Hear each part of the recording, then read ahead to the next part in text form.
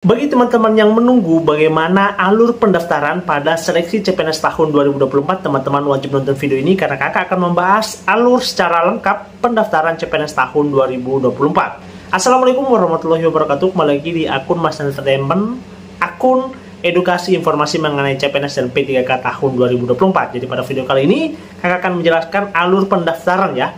Jadi dari mulai A sampai Z kakak akan jelaskan mengenai alur pendaftaran CPNS tahun 2024. Nah, bagi teman-teman yang baru lihat atau baru lihat channel ini ya, teman-teman silahkan bisa like, share, dan subscribe supaya akun ini juga berkembang guys ya, supaya ini teman-teman juga mendapatkan informasi yang valid gitu ya.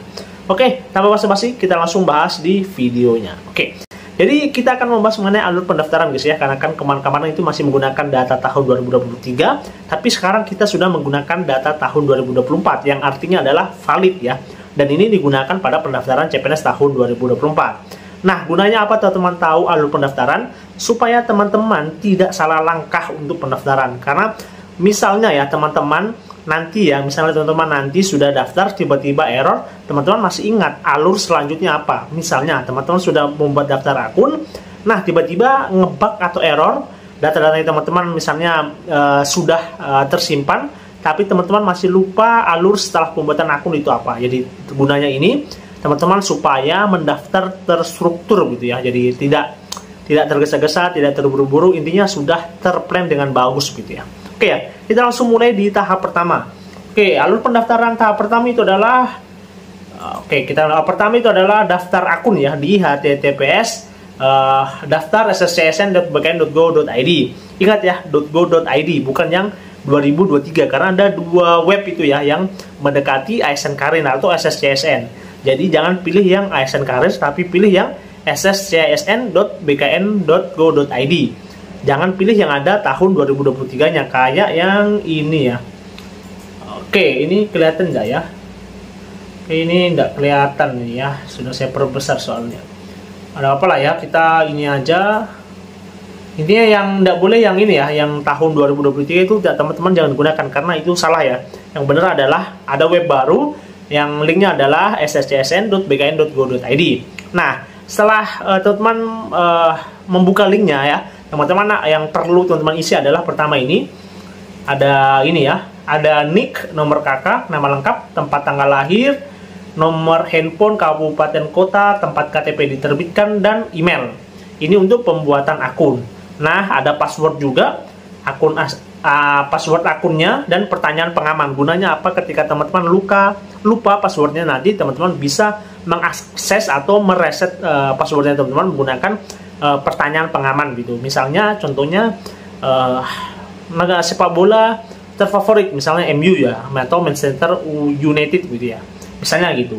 Jadi selanjutnya ada upload foto KTP maksimal 200 KB, ingat 200 KB. Kalau tidak sesuai ya teman-teman convert saja secara online saja gitu ya. Selanjutnya pelamar mencetak kartu informasi akun. Jadi tahap pertama adalah buat akun. Nah, tahap kedua adalah daftar formasi. Nah, ini yang penting juga ya bagi teman-teman, jangan sampai salah memilih formasi. Nah, untuk melihat formasi itu ada juga di webnya ssscsn.bk.go.id, di situ paling bawah. Tapi untuk sekarang masih belum bisa karena belum masuk di jam 17.08.45 detik, masih belum jam segitu. Karena jam 17.08 menit itu akan dibuka secara serentak. Tapi pasti otomatis akan ngebug dan tidak maksimal dalam pemilihan formasinya teman-teman gitu ya. Nah, untuk daftar formasi itu yang teman-teman perlu isi adalah mengisi biodata, memilih jenis seleksi, memilih formasi, mengupload dokumen dan resume, serta mencetak kartu pendaftaran. Nah, itu ya, ingat ya. Jadi ada jenis seleksi, ada formasi, mengupload dokumen, dan resume. Saya itu mencetak kartu. Nah, mencetak kartu ini gunanya untuk seleksi administrasi. Kalau sudah lulus, baru seleksi SKD. Nah, untuk dokumen-dokumennya itu tergantung jabatannya teman-teman ya. Jabatan yang teman-teman pilih. Ada yang banyak, ada yang sedikit, itu tergantung jabatan yang teman-teman ambil. Dan sesuaikan dengan dokumen yang diminta. Misalnya KTP dengan maksimal 200 KB ya. Teman-teman siapkan KTP minimal 200 KB, misalnya 190 atau 100 MB dan KB dan seterusnya gitu ya. Selanjutnya tahapan ketiga yakni seleksi administrasi. Seleksi administrasi ini gunanya bukan gunanya ya, ini diperuntukkan untuk teman-teman yang sudah lolos ya. Kalau sudah lolos di administrasi, itu ada beberapa tahap tadi, dari biodata, jenis seleksi, formasi, sampai dokumen. Itu kalau lengkap semua, otomatis teman-teman akan lolos, kecuali kalau beberapa syarat tidak memenuhi, misalnya umur, misalnya dokumen-dokumennya juga tidak sesuai, itu akan tidak lolos di seleksi administrasi. Yang kebanyakan tidak lolos itu di tahun 2023 itu karena masalah usia ya, dan dokumen yang tidak sesuai ke Dukcapil gitu ya. Jadi teman-teman sekarang boleh diperbaiki data teman-teman di Dukcapil setempat, disamaratakan gitu ya. Selanjutnya seleksi administrasi tadi oke ya. Oke. Nah, di seleksi administrasi ada namanya juga masa sanggah. Masa sanggah itu digunakan ketika nanti kalau sudah pengumuman, lantas teman-teman tidak lolos. Nah, nanti dipersiapkan dari tim panitia memberikan masa atau waktu ya, yang diberikan panitia untuk memperbaiki dokumennya teman-teman yang tidak lolos. Yang lolos berarti otomatis tidak menggunakan masa sanggah. Kalau sudah masa sanggah otomatis langsung diumumkan. Nah, tahap keempat ini adalah seleksi kompetensi atau SKD. Nah, seleksi kompetensi ini yang lolos administrasi ya, yang tidak lolos ya coba di tahun depan lagi ya. Jadi kalau yang sudah lolos seleksi administrasi, dikirim datanya ke CATBKN atau secara komputer ya, untuk ujian SKD. Di sini itu TIU, TWK sama TKP. Di sini itu ada informasi, oke. Ini pengolahan nilai berdasarkan passing grade ataupun peraturan afirmasi yang ditetapkan. Jadi sesuai dengan passing grade-nya. Nah, untuk passing grade-nya mungkin next video ya kakak bahas ya. Passing grade di setiap formasi yang dipilih, karena ada formasi khusus, ada formasi juga umum gitu ya. Selanjutnya, peserta yang lulus administrasi dan sebelumnya telah mengikuti seleksi kompetisi dasar pada seleksi tahun 2023 dengan jenjang pendidikan yang sama dapat memilih mengikuti seleksi kompetensi dasar tahun 2024 atau menggunakan nilai hasil seleksi kompetisi dasar tahun 2023 dengan login. Oh, berarti jika teman-teman ya untuk seleksi administrasi di tahun kemarin, tahun 2003 itu sudah lolos, teman-teman langsung bisa menggunakan itu ya, hasil itu untuk ikut di kompetensi atau di SKD.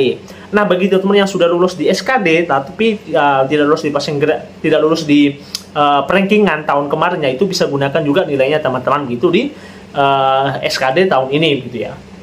Nanti loginnya itu di https daftar.csn.bkn.go.id. Nah, ujian SKD dengan CAT dilanjutkan dengan ujian SKB bagi peserta yang dinyatakan lulus ujian SKD. Jadi setelah lulus ujian SKD, teman-teman diwajibkan untuk mengikuti SKB.